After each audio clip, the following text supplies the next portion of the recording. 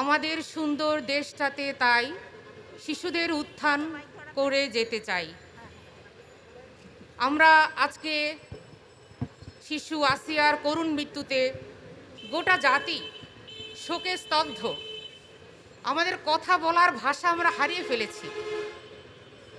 আমরা ভাবতে পারি না এই সভ্য সমাজে একটি শিশু, যে শিশুটি ফুলের মতো বেড়ে ওঠার কথা ছিল, যে শিশুটি কলি হয়ে ফুল না ফুটতেই অকালে ঝরে পড়ল, এটি সভ্য সমাজের জন্য আমি মনে করি শিশু আসিয়ার মৃত্যু, এই করুণ মৃত্যু আমাদের এই সভ্য জগতের মুখে চপটাঘাত।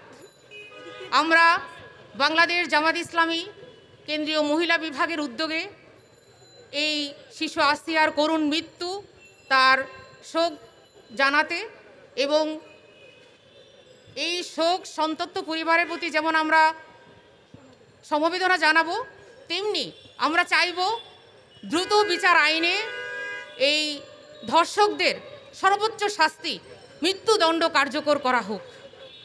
প্রিয় সাংবাদিক বন্ধুগণ, আমরা জানি যে আজকের এই শিশু আসিয়া, সে নট অনলি একজন আসিয়া, একজন শিশু, সে হচ্ছে আমাদের সিম্বলিক আইকন। নারী নির্যাতনের যে করুণ অবস্থা আমাদের সমাজে রন্ধ্রে রন্ধ্রে আজকে নারীরা যে নির্যাতিত হচ্ছে, শিশু আসিয়া তার একটা ন্যূনতম একটি সিম্বল। কিন্তু আমরা জানি আমাদের ঘরে ঘরে, আমাদের সমাজে, আমাদের পরিবারে, বিভিন্ন প্রতিষ্ঠানে, ঘরে বাইরে নারীরা আজকে নির্যাতিত হচ্ছে। তার খুব কম ছিটে ফোঁটা হয়তো পত্রপত্রিকার মিডিয়ার আপনাদের মাধ্যমে প্রকাশিত হচ্ছে। এটা আমাদের সমাজের জন্য একটি, আমি মনে করি, রেড সিগন্যাল। আমাদের সমাজটা কোথায় এসেছে, কোথায় এসে দাঁড়িয়েছে। আমরা সভ্য সমাজ দাবি করছি, আমরা ডিজিটাল রাষ্ট্র বলছি, আমরা স্মার্ট বাংলাদেশ বলেছি। প্রিয় সাংবাদিক বন্ধুরা, আমরা জানি যে আসলে এই যে আজকের এই কালচার, ধর্ষণের কালচার তৈরি হয়েছে, এটা কিন্তু একদিনে হয়নি, এটা একদিনের ঘটনা নয়। আমরা প্রতিবাদ করতে জানাতে এসেছি, তার মানে এই নয় যে আমরা সরকারের প্রতি আস্থাহীন। আমরা আশা করব এই জনগণের ম্যান্ডেট নিয়ে যে তত্ত্বাবধায়ক সরকার এসেছে, ইন্টারিম গভর্নমেন্ট এসেছে, তারা যথাযথ বিচার করবে। আমরা চাই যে দ্রুত বিচার কার্যকর করা, শাস্তি কার্যকর করা। সেই সাথে আমরা এই মেসেজ দিতে চাই জাতিকে, এই যে ধর্ষণের কালচার তৈরি হয়েছে কারা করেছিল?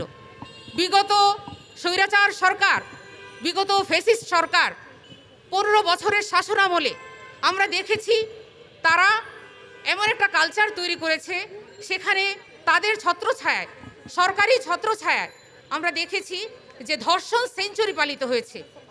খুবই দুঃখজনক বিষয়, সরকারি ছত্রছায়ার ধর্ষণ সেঞ্চুরি পালিত হয়েছে।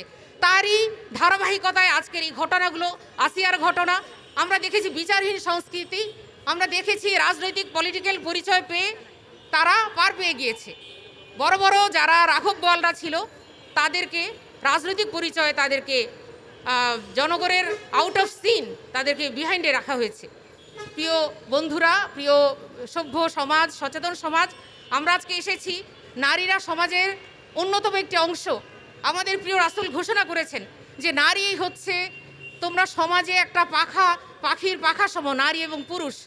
সমাজে যেমন একটা পাখি তার দুটো পাখা থাকে, তেমনি নারী এবং পুরুষ সমাজটাকে এগিয়ে নেওয়ার জন্য সমান ভূমিকা পালন করতে হবে। আমরা বিগত স্বৈরাচারের আমলে কথা বলার স্বাধীনতা পাইনি, আমাদের কোনো বাক স্বাধীনতা ছিল না, আমাদের লেখার স্বাধীনতা ছিল না, আমাদের চিন্তার স্বাধীনতা ছিল না। সর্বক্ষেত্রে আমাদের টুটি চেপে ধরা হয়েছিল। বলা যাবে না, ছোঁয়া যাবে না, বলা যাবে না কথা, রক্ত দিয়ে পেলাম এ কোন স্বাধীনতা। এটা ছিল আমাদের জনগণের সাধারণ প্রশ্ন, যে কোন স্বাধীনতা আমরা 54 বছরে এসে আমরা দেখতে পাচ্ছি। প্রিয় বোনেরা, লুটপাটের স্বাধীনতা, অনৈতিকতার স্বাধীনতা, অশ্লীলতার স্বাধীনতা, কিন্তু সত্যিকারভাবে বেঁচে থাকার স্বাধীনতা আমাদের জনগণ পায়নি। সুতরাং আজকের এই মানববন্ধন, নীরব প্রতিবাদ আমাদের সমাজে একটা, আমি মনে করি, মেসেজ দিয়ে যাবে, আর নারী সমাজের মধ্যে সচেতনতা তৈরি করবে। কারণ আমরা জানি শুধুমাত্র নারী আইন দিয়ে নারী অধিকার প্রতিষ্ঠা সম্ভব নয়, যতদিন পর্যন্ত না আমরা মানুষের মনুষ্যত্ব বোধকে জাগ্রত করতে না পারবো, মানুষের প্রতি সহনশীলতা, মানবিকতা, হিউম্যান বিইং হিসাবে তার রাইটসগুলোকে আমরা শ্রদ্ধা সম্মান করতে না পারবো, ততদিন পর্যন্ত আসলে আইন করে শাস্তি দিয়ে হয়তো একটা মৃত্যুদণ্ড হতে পারে, একজনের শাস্তি হতে পারে, কিন্তু সমাজ থেকে এই অবিচারকে নির্মূল করার জন্য, সমাজে একটা সুস্থ পরিবেশ, নারী বান্ধব পরিবেশ, শিশু বান্ধব পরিবেশ, এই পরিবেশ নিশ্চিত করার জন্য আমাদের সকলকে এগিয়ে আসতে হবে। আমাদের সোসাইটিতে এই নৈতিকতা, ভ্যালুজের যে অবক্ষয় হয়েছে, মূল্যবোধের যে অবক্ষয় হয়েছে, সেটা আমাদের স্বীকার করতে হবে। সমাজে আজকে মিডিয়া জগতে যে অশ্লীলতা, সমাজে আজকে ইন্টারনেট জগতে যে অশ্লীলতার সয়লাভ আমরা দেখতে পাচ্ছি, সেখানে শিশুদেরকে অ্যাবিউজ করা হচ্ছে, নারীদেরকে টর্চার করা হচ্ছে, নারীদের তারা প্রতিষ্ঠান সর্বোচ্চ, আমরা জানি যে পুলিশ প্রশাসন এবং আরও অন্যান্য সর্বোচ্চ প্রশাসনেও কিন্তু নারীরা অনেক নীরবে নিভৃতে কাঁদছে, তাদের নারীরা কিন্তু অনেকভাবে নির্যাতিত, কিন্তু তারা প্রকাশ করতে পারছে না। সুতরাং এই অবস্থার পরিবর্তন আসলে আমরা একজন দুজনের পক্ষে সম্ভব নয়, পুরো সমাজকে সচেতন করতে হবে।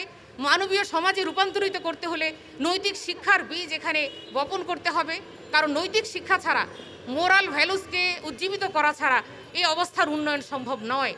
আজকে আমরা বলতাম যে নারীরা বাইরে যাবে, তারা পর্দা করে যাবে, ঘরে তো তারা নিরাপদ থাকবে, কিন্তু আমরা দেখতে পাচ্ছি পর্দাশীল নারীরাও নিরাপদ নয়, একটা ছোট্ট শিশু ঘরে নিরাপদ নয়।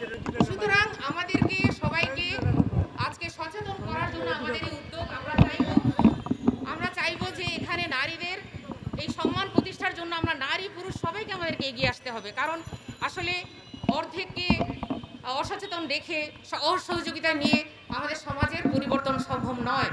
শিশু আসিয়ার করুণ মৃত্যু আমরা আমাদের সমাজের জন্য একটি, আমি মনে করব সবার জন্য এটি একটি মানে দুঃখজনক বিষয়, এবং আমাদের দায়ভার, আমরা কেউ এর থেকে মুক্তি নিতে পারবো না, প্রত্যেকে আমাদের এর জন্য দায়ভার রয়েছে।